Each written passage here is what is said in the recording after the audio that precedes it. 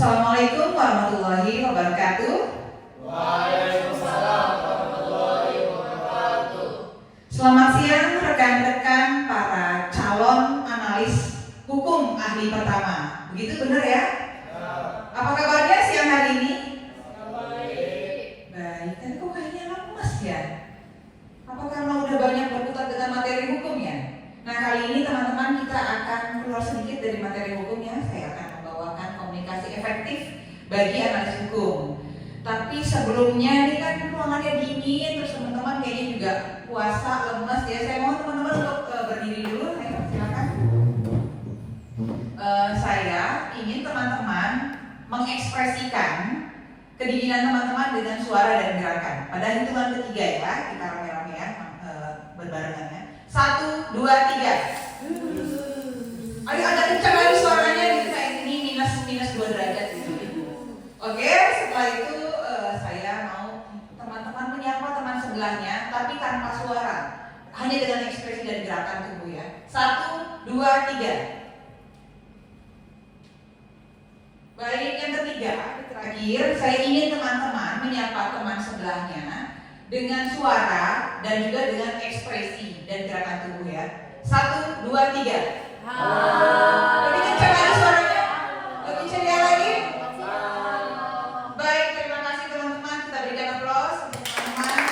Dipersilakan untuk duduk kembali. Kenapa sih kok latihan atau energizingnya SBD kok kayak gitu ya? Karena apa yang akan kita bahas kali ini adalah tentang komunikasi verbal dan non-verbal. Apa tujuannya? Pada pembelajaran kali ini, indikator hasil belajarnya ada 2. Yang pertama, peserta diharapkan mampu untuk menjelaskan tentang pengertian dan fungsi dari komunikasi verbal dan non-verbal. Lalu, peserta juga diharapkan mampu untuk menyimulasikan komunikasi verbal dan non-verbal. Nah, terkait dengan apa yang akan kita pelajari terkait dengan indikator tadi, yaitu pengertian komunikasi verbal dan non-verbal. Lalu kita juga akan mempelajari fungsi komunikasi verbal dan non-verbal, dan terakhir kita akan mengadakan simulasi. Ini pertemuan kita yang pertama ya, teman-teman belum ada yang kenal dengan saya. Ini adalah biodata saya. Saya adalah Laila Wijaisuara Ahli Muda di BPSDM, baru bergabung Juli 2023 lalu. Ya, sebelumnya saya di Biro Humas sejak Maret 2011, dan sebelumnya saya pernah bekerja di Metro TV, dan ini adalah pendidikan saya, bisa teman-teman lihat. Nah, saya ingin merefresh lagi nih teman-teman. Ingat gak sih 14 Februari lalu itu hari apa? Pemilu ya? Jadinya pada umum ya, umum pemilu gitu ya? Ada nggak yang nggak nyoblos? Tidak ada ya? Nah, ketika teman-teman mau nyoblos itu, sebelumnya nonton debat capres-cawapres nggak sih? Nonton ya? Dalam memilih capres dan cawapres, mempertimbangkan hasil debatnya kan ya? Nah, ada nggak sih? Coba saya ingin satu pendapat bagaimana para capres dan cawapres menunjukkan komunikasi verbal dan non-verbalnya. Ada yang mau menyampaikan? Komunikasi verbalnya dapat kita lihat dari keseluruhan debat, di mana seluruh anggota debat itu menyatakan pertanyaan dan juga menjawab. Kemudian dari non-verbalnya sendiri dapat kita lihat seperti Pak Prabowo yang goyang-goyang, kemudian Mas Gibran yang nunjuk dan masih banyak lagi. Baik, lucu nggak sih? Lumayan lucu ya, menghibur ya. Baik, terima kasih, kita berikan aplaus untuk Mbak Sukma. Nah teman-teman, untuk sekedar flashback ya, kita akan menyaksikan video singkat dari debat capres dan cawapres. Tugasnya dari saya adalah teman-teman menyimak dan mencatat apa saja komunikasi verbal dan non-verbal yang diekspresikan oleh para capres dan cawapres. Nanti setelah video ditayangkan, kita akan mendiskusikan hal tersebut. Baik, teman-teman dipersilakan. Terus kan SGE, saya nggak pernah SGE. Tidak apa-apa karena saya tidak pernah mendengar istilah SGE. SGE itu adalah State of Global Islamic Economy. Ya mohon maaf kalau pertanyaannya agak sulit ya Gus, terima kasih. Bagaimana cara mengatasi green fashion? Terima kasih. Saya merasa berbangga sebagai orang Madura, karena orang Madura itu yang pertama dulu mempropori ekonomi hidup.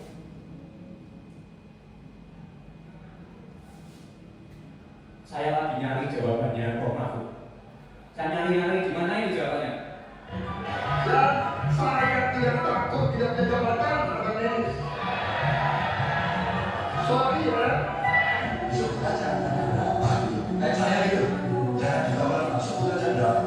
11 mas dari 100.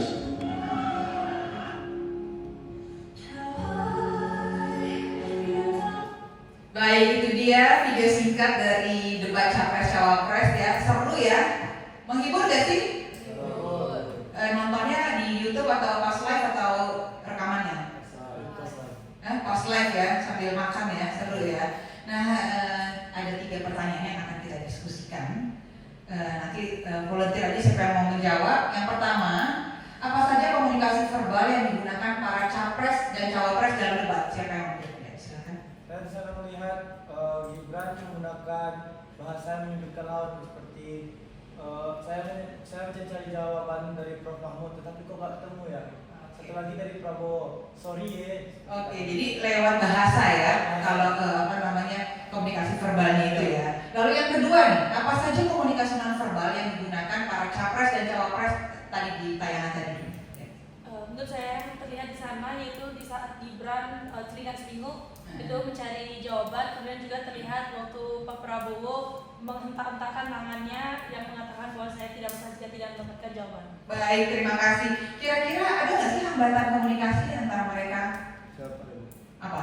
Ibu ketika Pak Caimin menanyakan apa itu SKID itu terjadi hambatan bahasa dan tidak mengerti apa yang disampaikan oleh Gibran. Baik, terima kasih. Kita berikan aplaus karena semuanya benar ya. Nah, pertanyaannya kemudian apakah sebenarnya bisa diskenariokan nggak sih komunikasi verbal dan non verbal itu? Bisa ya, ternyata bisa ya, karena mereka itu bisa punya tim komunikasi sebenarnya. Jadi sebenarnya komunikasi verbal dan non verbal itu bisa kita skenariokan seperti itu. Nah, kita akan masuk ke materi teman-teman. Yang pertama adalah tentang komunikasi verbal. Apa sih pengertian dari komunikasi verbal itu? Menurut Kusumawati, komunikasi verbal adalah bentuk komunikasi yang disampaikan komunikator kepada komunikan melalui 2 cara, yaitu melalui tulisan dan juga tulisan. Apa saja karakteristiknya? Komunikasi verbal menggunakan simbol-simbol verbal, yaitu bahasa yang kita ucapkan sehari-hari. Dengan unsur terkecilnya adalah kata. Jadi ketika kita menggunakan kata, walaupun cuma 1 kata atau tulisan dengan 1 tulisan, stop misalkan gitu, itu kita sudah menggunakan komunikasi verbal.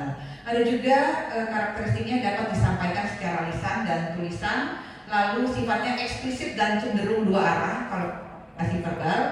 Simbol verbal bahasa merupakan pencapaian manusia yang paling impresif karena hingga saat ini terdapat lebih dari 10.000 bahasa dan dialek di dunia seperti itu. Nah, ini kebalikannya dari komunikasi verbal. Kalau komunikasi non verbal adalah semua aspek komunikasi selain menggunakan kata-kata. Jadi tidak menggunakan bahasa sama sekali seperti itu.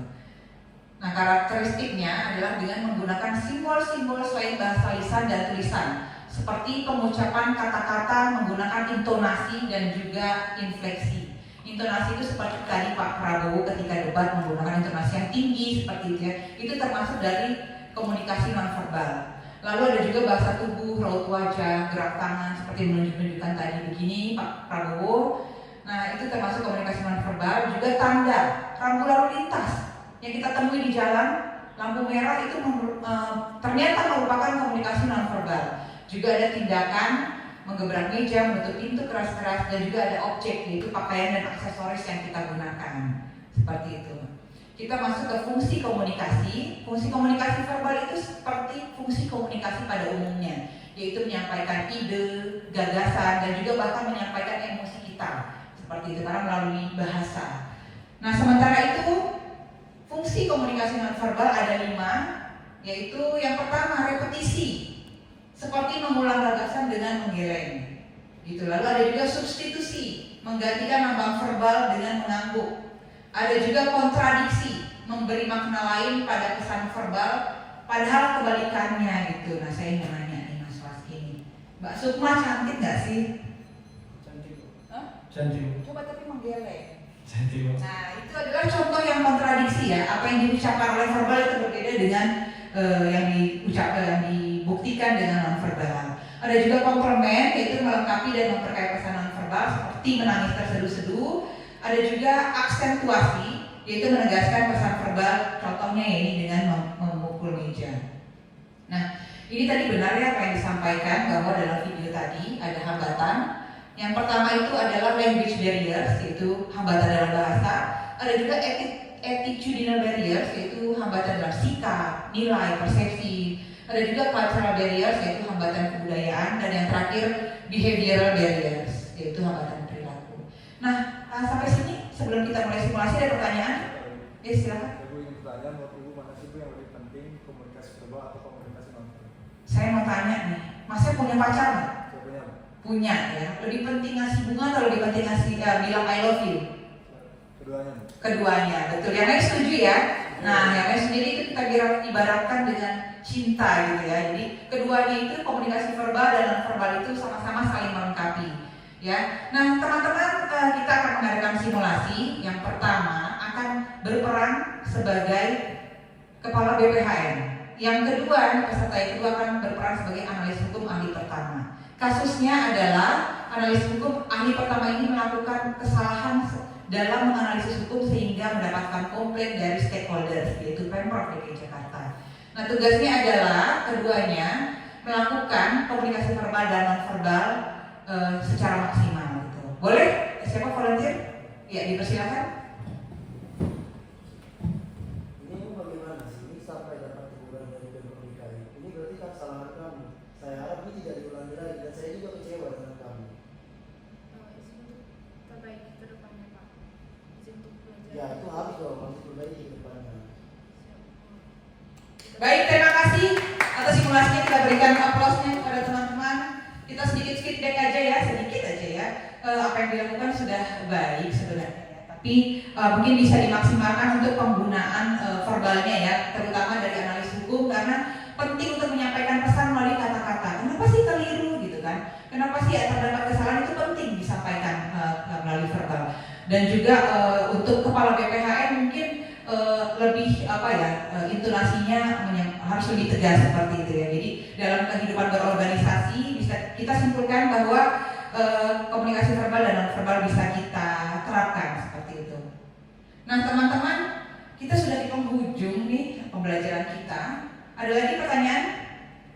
Kalau tidak ada, kita mungkin akan membuat kesimpulan ya. Ada mungkin teman-teman yang ingin ya memberikan kesimpulan? Kesimpulan dari saya bahwa verbal adalah bentuk komunikasi yang disampaikan secara tertulis dan lisan, sedangkan non verbal adalah sebuah aspek komunikasi yang tidak menggunakan kata-kata menggunakan lisan dan tulisan.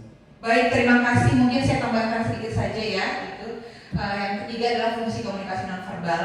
Ya, itu diantaranya bisa mengulang gagasan, menggantikan lambang verbal, memberi makna lain pada pesan verbal, melengkapi pesan verbal dan menegaskan pesan verbal. Lalu dari simulasi bisa kita simpulkan bahwa komunikasi verbal dan nonverbal dapat digunakan dalam kehidupan berorganisasi untuk mencapai komunikasi efektif. Nah, ini yang kita sudah sampai di penghujung acara, di penghujung pembelajaran, sudah habis waktu kita. Kalau ada yang mau didiskusikan bisa menghubungi saya melalui WhatsApp atau email. Ya, saya juga mengucapkan terima kasih kepada teman-teman sekalian atas atensinya selama pembelajaran. Mengakhiri pembelajaran, saya ada pantun, naik haji ke kota Mekah, ingin beribadah berlama-lama. Semoga pelatihan ini membawa berkah, memberi manfaat untuk kita bersama. Satu lagi, saat berpuasa kita tidak boleh makan. Saat berbuka minum timun suri, pakai biji selasi. Atas perhatian dan kerjasama yang diberikan kepada teman-teman, saya ucapkan terima kasih. Wabillahi taufiq wal hidayah.